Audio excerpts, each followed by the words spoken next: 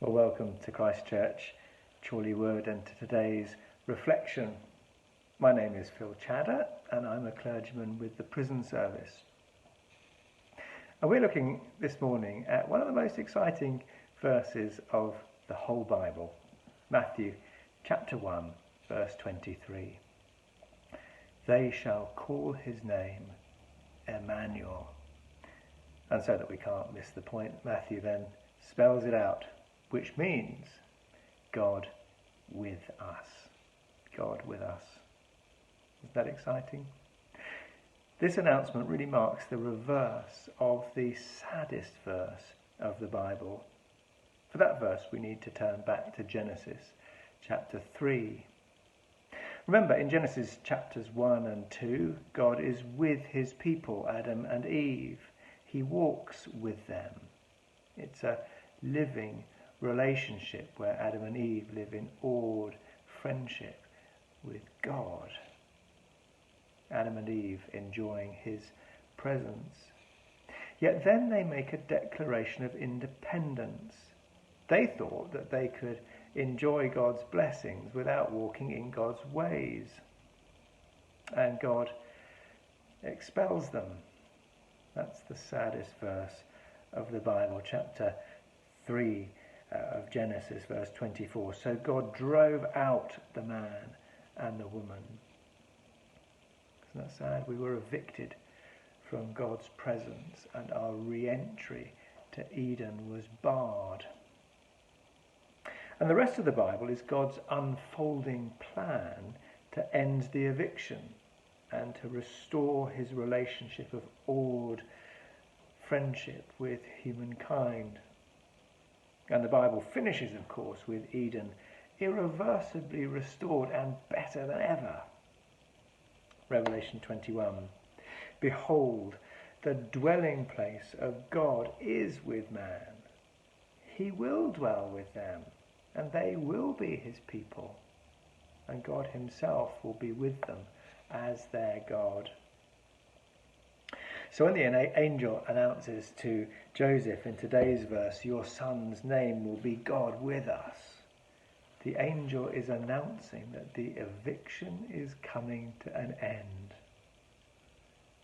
It is reversing our expulsion from God's presence. God himself is entering the world to walk with us.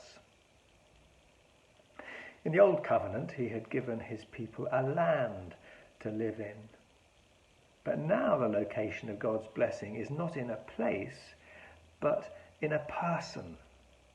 Come to me, all you who are weary, God with us will say. In the Old Covenant, he had spoken through the prophets.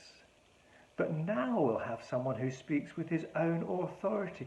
You have heard it said, but I say to you. In the Old Covenant, God's presence was in the temple. But now we have one who tabernacled among us, who could say, destroy this temple, and in 3 days I will raise it up. And they shall call his name Immanuel, which means God with us. The eviction is over.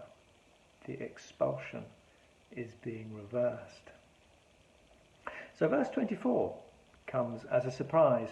When Mary had given birth to a son, Joseph named him, but not Immanuel, but Jesus, which means God to the rescue.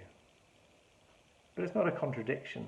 Of course not. The two names are two sides of the same coin.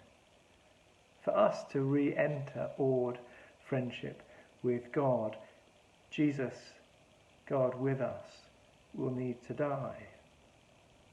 So at the first Christmas, the first Easter is very much in view. So how do we enter this awed friendship with God? Well, we put our trust in the crucified God with us.